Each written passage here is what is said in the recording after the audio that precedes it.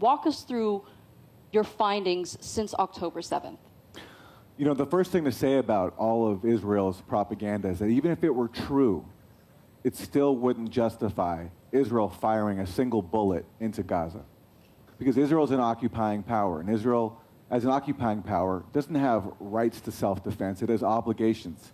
And when you're an occupying power, your obligation is to end the occupation. So even if all the false claims it made about what happened on October 7th were true, it still wouldn't justify anything that's happened since.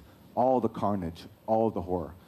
But Israel did put out fabricated tales because, for whatever reason, it wasn't satisfied with sticking to the truth that Hamas committed systemic sexual violence on October 7th. And this claim is a lot harder to challenge because people don't want to be accused of denying such a horrific crime.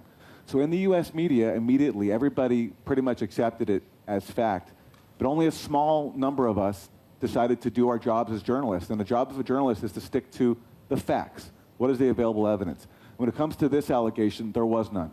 There was no physical evidence, there was no forensic evidence, there was no video, there were no identified victims, dead or alive, of sexual violence. Not even one case on October 7th, let alone on a mass scale, as Israel and its supporters alleged. All there were claims from people who claimed to have been witnesses, none of which stood up to scrutiny. And one by one, all of them have fallen apart. All these anonymous witnesses that have been used by the New York Times, by CNN, by the BBC, all of their stories have fallen apart because they don't match up. There's no evidence to support them. For example, one witness claimed that, one alleged witness claimed she witnessed 3 severed heads on October 7th, along with seeing some horrific sexual violence that I won't get into because it's not worth repeating. And then the question becomes, when you claim to have seen 3 severed heads, is where are these heads? Where's the evidence for this? There was no trace of it. And Israeli police, if you read the Israeli media, admitted that there was no evidence for this. Israeli public opinion doesn't care anymore about the Palestinians. They don't want to know, they don't want to hear, and they don't care. Some of them are even happy about what is happening to the Palestinians in Gaza. Some of them are very proud about it because they think they deserve it. And this is so horrible because we face a society which really went mad.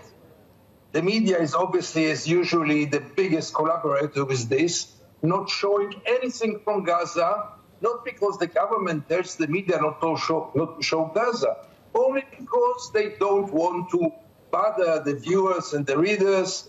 They want them to be happy with themselves and content with themselves and not bother them with all kinds of questions.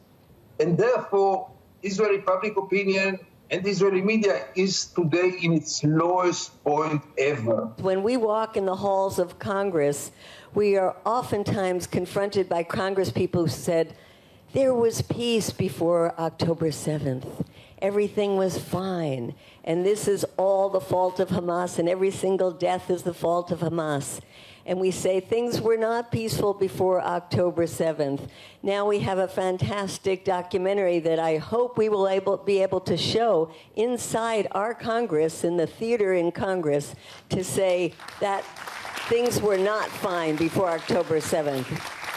So thank you so much for this. And I just want to give a little background, because I think your audience is not from the United States, to say a couple of things. One, Israel would not be able to do what it is doing and has done without the support of the U.S. that gives the majority of the weapons, the diplomatic cover, and that both of our political parties that have a chance at winning the election have a terrible position on Israel. Trump has been so pro-Israel that he moved the embassy to Jerusalem, that he started these Abraham Accords to try to get around the Palestinian problem by making, quote, peace between the Arab countries and Israel. Biden came in and continued that, and we now see with Kamala Harris, people are thinking something's going to happen, something's going to change, she's more sympathetic, but yet my partner Tig and I just came from the Democratic National Convention in Chicago yesterday, where there were a group of Palestinians who were actually doing a sit-in that turned into a sleep-in in front of the Congress, because they were demanding something so simple and easy to give into, and that was they were asking for literally 2 minutes of time during the convention to have the voice of a Palestinian American. 2 minutes. At that convention, you had the voices of Israel, of hostages. You had the voices of Republicans. You had the voices of CEOs. They kept saying, this is a big tent, a big tent.